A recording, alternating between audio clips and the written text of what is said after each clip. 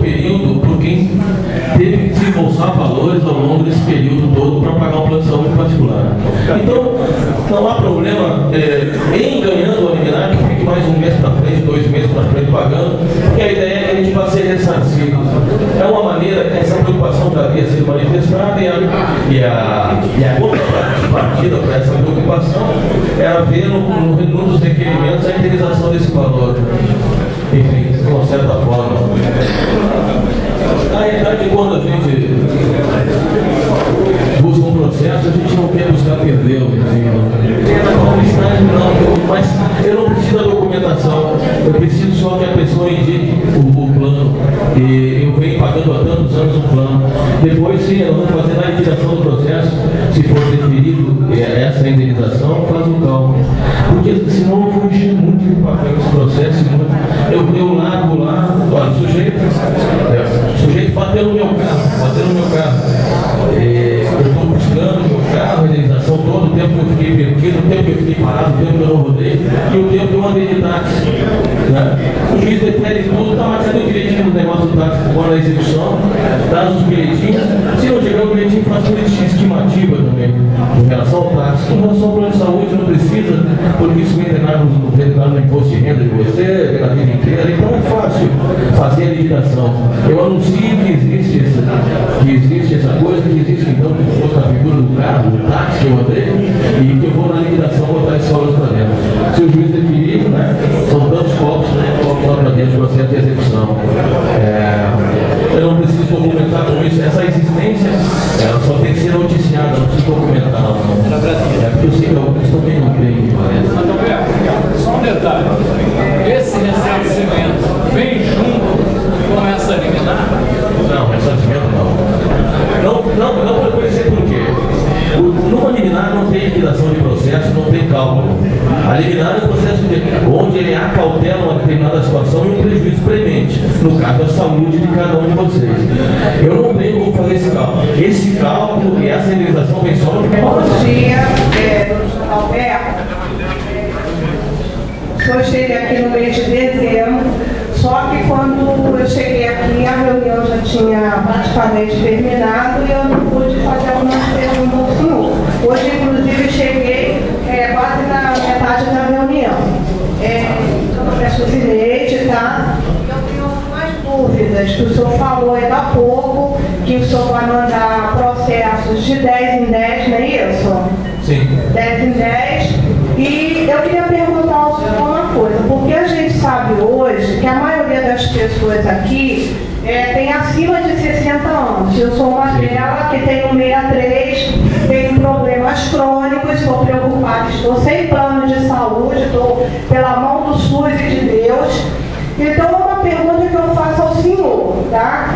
Nós temos chance realmente de conseguir pelo menos a nossa assistência médica que nos foi roubada na época, porque tem alguns funcionários aqui, eu também estou nesse meio, que muita documentação que o senhor está pedindo eu não tenho mais, entendeu? Eu não tenho mais. Então eu queria que o senhor me respondesse, não somente acho que tem alguns colegas aqui que gostariam de saber, se realmente tem alguma chance, porque a cada ano que passa, entendeu? No decorrer de 12 meses, nós estamos perdendo 2, 3 colegas nossos, entendeu? Eu queria que o senhor fosse claro aí nessa resposta, para a gente sair daqui um pouquinho alegre, né? Mais ou menos, né? Só isso. Então, nós estamos aqui, enfim, o primeiro dia que eu vim aqui foi dia 17 de dezembro, me parece. Então, vim por conta de um outro assunto. E aí sobressaltou essa questão desse assunto, do retorno, enfim, do reenquadramento e essa coisa toda. Desde então, além de me interessar, já tem acabado formando um vínculo que parece que foi mais forte que tudo também. Acabei me instalando no Rio por conta de outras coisas, eu tenho interesse em advogar essa questão. E por conta disso, eu falei que tenho tido alguns gastos mensais por conta desse projeto, eu acredito nele. E pedi que também muitos de vocês possam acreditar que eu acho que nós não perdemos esse processo, embora eu não possa fazer promessas desse tipo. O advogado não é um vendedor de ilusão, não pode. Mas eu estou aqui no Rio por conta esse processo e acredito muito nele. Está dizendo, doutor, é que me revolta, entendeu? Eu fico chateada, é que eu vejo que, assim, vários colegas nossos, né, que trabalhavam conosco, eles foram demitidos por justa causa, foram demitidos porque eles estavam fazendo julgamento, entendeu?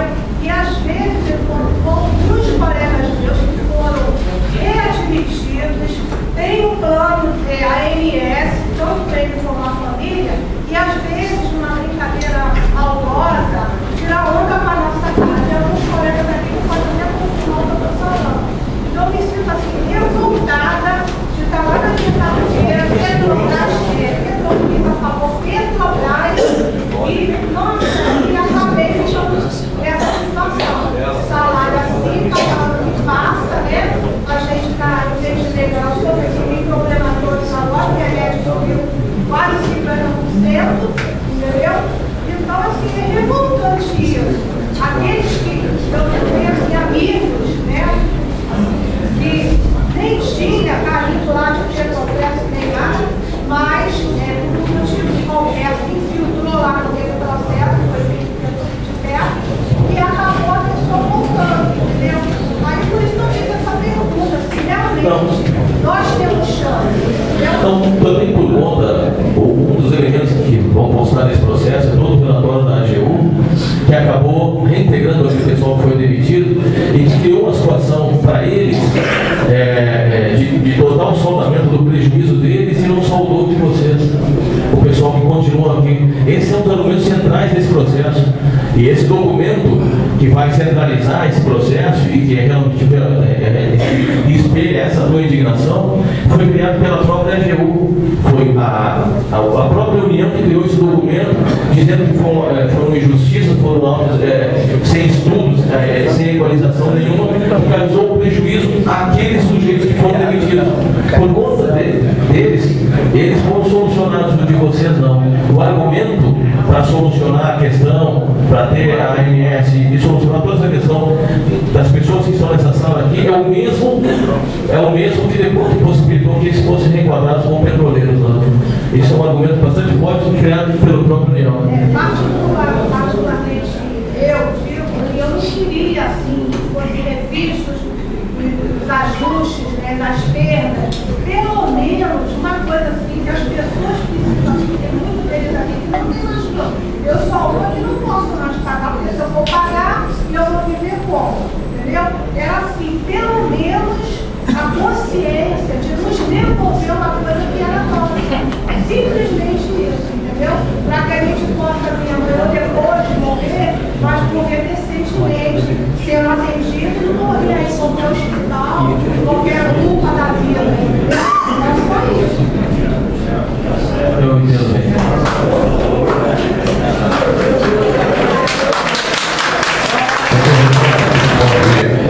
Meu nome é Roberto.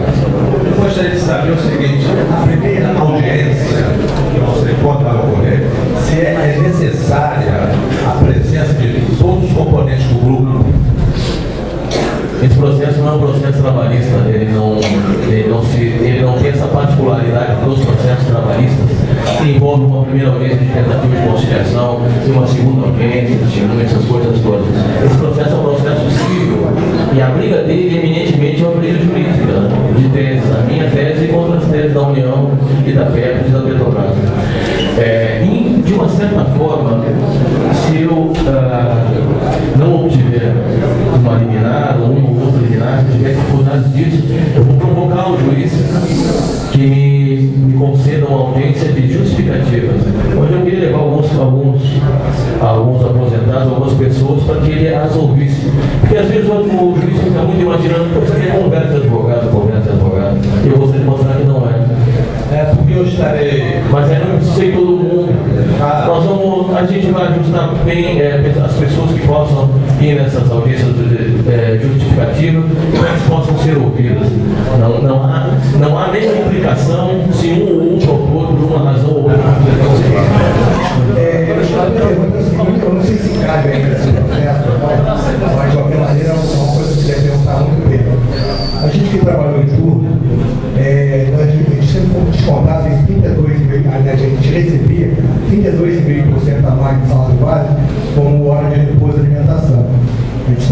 trabalhava 8 horas, não tinha direito a almoço, né? E depois passaram de 8 para 6 horas, depois de 11 anos mais ou menos, passaram de 8 para 6 horas e não indenizaram a gente sobre esse valor, esses anos todos que nós recebemos 32,3%. Fora da história. Depois eu me aposentei, quando eu me aposentei na época de 6 horas ainda. E dentro da minha aposentadoria eu não recebo esses 32,5%. Eu queria saber se isso aí cabe nesse processo ou se é um processo diferente. Nesse caso, eu não tenho como fazer esse enquadramento. Primeiro, seria tipicamente trabalhista. Seria tipicamente trabalhista na época que se perdeu porque houve esse prejuízo. Aí sim, não um processo previdenciário, seria um processo ordinariamente, absolutamente trabalhista, você contra a sua empresa. Saudar aquela questão no biênio lá, de quando se operou o prejuízo. Depois disso eu não tenho como fazer. E as revisões eventuais, e eu vou fazê-las, enfim, porque vou ter que, a partir do pressuposto que vão ganhar o processo, tem que revisar todas as aposentadorias e todos os prejuízos que foram implantados, mas aí por conta dos reenquadramentos como petroleiro, e aí eu vou ter que seguir, eu não posso fazer pedidos desse tipo, porque eu não vou ter enquadramento para isso. Mesmo que fosse fazer um processo originário de revisão da tua pensão, da tua complementação, eu o faria com base nas 12 últimas. Por isso que é isso que a lei diz, isso que o regulamento diz, eu não teria como. Se você trouxesse de lá uma reclamatória contra a sua empresa, e onde a peça também fosse para que houvesse um reflexo, mesmo que você ficasse mais de 10 anos trabalhando, aí poderia trazer aquele reflexo, mas nesse caso aqui não tem enquadramento, não tem como fazer.